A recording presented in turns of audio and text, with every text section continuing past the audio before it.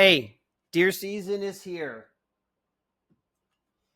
I don't know about y'all, but I'm pretty excited. Our first hunt's going to be tomorrow night. Maddie, my daughter, is turning 15 on Sunday, and so she wants to go deer hunting. So that's what we'll be Saturday night. So hopefully we do well.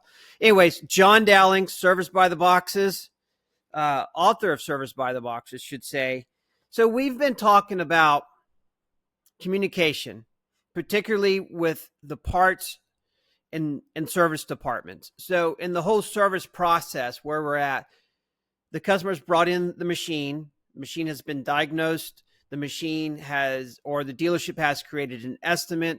The service department has reached out to the customer with the estimate. They have received approval for the estimate.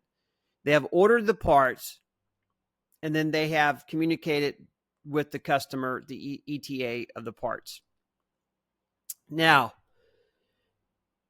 I know I've been talking about communication between parts and service, but it's very important.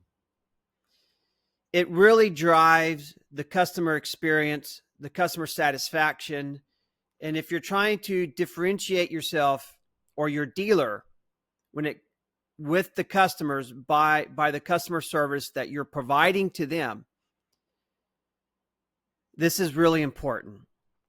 So with years of coaching and training parts and service managers and store managers, I've learned that, when we use terms like great customer experience or best in class or, doing what's right by the customer or effective communication with our customer, sometimes we don't know. Like, we don't understand what this is what I'm trying. The service manager or parts manager may not understand or may not interpret what I'm saying with those terms as I think that I am. So what I've learned, sometimes it's to describe something or to define something, it's better to clarify what it's not than trying to describe what it is. So great customer service. What is not great customer service? What does it mean not to be best in class with regards of communicating with the customer? And this is what that would look like. I think we could just say it this way.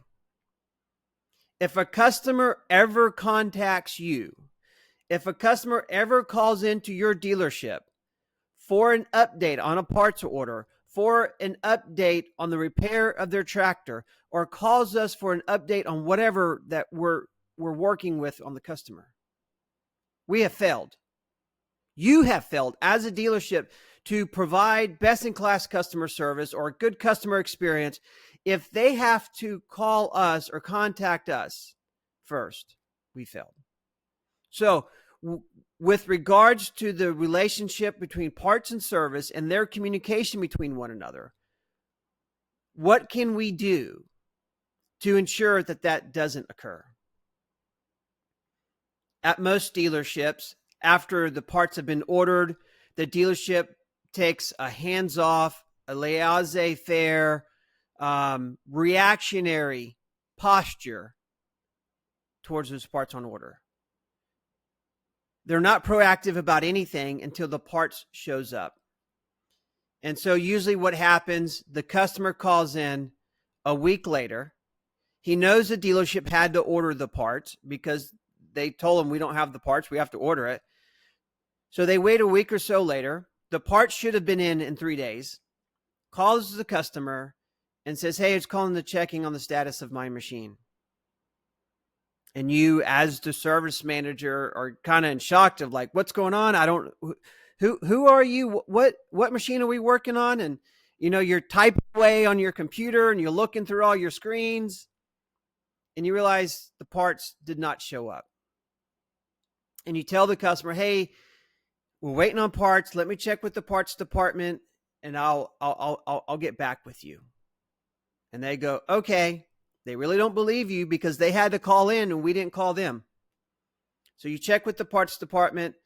The part went on back order. So immediately you escalate a parts concern with your supplier. You contact your parts rep and or your service rep with your manufacturer, trying to get this part. And so you find all the information. You have an updated ETA. You have a filed complaint with your manufacturer. And you call the customer and say, Mr. Customer, this is when your part's going to be in. It went on back order. This is the situation. And you list off everything that you've done to resolve that situation. But you see, we still failed. We still lost trust with that customer because the customer doesn't believe that we have the best interest in heart. Why? Because they had to call us. They had to initiate the response. We were reactive. And in their mind, your customer is thinking, man, I'm sure and glad I called, because if I would have never called the dealership, they would have never checked on that part, and we would have never gotten that part in. And I would still be waiting here 2 weeks, 3 weeks, a month later, waiting on them to do their jobs. Now, that may or may not be true, but that is the perception of your customer when they have to follow up with you, when they have to reach out to you, when they have to initiate that phone call to communicate to you to find out what's going on with their piece of equipment. Now, if you have great communication between your parts and service department and your back parts counter person knows when that part should be there and it didn't show up, and so they start to research it and find out, hey, why didn't this pump show up? And they realize it went on back order. They escalate a concern with the manufacturer. They call the parts rep or they call the service rep, and they do exactly the same thing as they did when the customer called. But if they do it before the customer calls, and then the service manager calls the customer, hey, Mr. Customer, I want to give you an update. I know we should have had your machine ready. We should have had the parts come in. They didn't show up. So we called the manufacturer. We put in an escalated case to get your part, but it's on back order. This is the new ETA. I'm working with my manufacturer rep to see if we can get that part in here sooner for you because I know you need it. And I'll let you know as soon as we have that part in, and I'll get a technician on it like ASAP. Just need the part. I understand that you've got a job holding for this piece of equipment. In all reality, the situation is exactly the same. The part is still on back order. You still had to escalate a concern. You still had to follow up with your parts rep or your service rep. You're still trying to find it from another dealer. You're doing all the exact same things.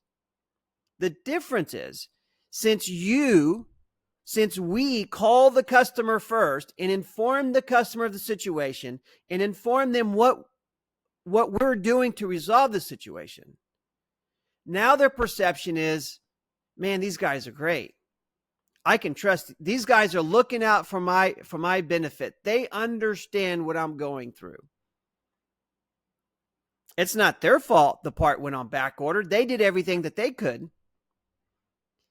That will be the perception or the reality for that customer if we contact them first. If the customer contacts us, if the customer has to call into the dealership to find out what's going on or to get an update, their reality, their perception of the situation is that these guys are idiots. They don't care about me. If I wouldn't have called them, if I wouldn't, kept pushing them to find out what's going on, I would never get my machine back. It doesn't matter what the reality of the situation is, only what the customer's perception is. I hope this helps. If you have any questions, please leave comments in the section below. Would love to continue this conversation with you, but I have got to get ready. Like I said, I'm taking Maddie hunting for her birthday this weekend, and I've got to make sure all my guns are clean and good to go. Have a great weekend.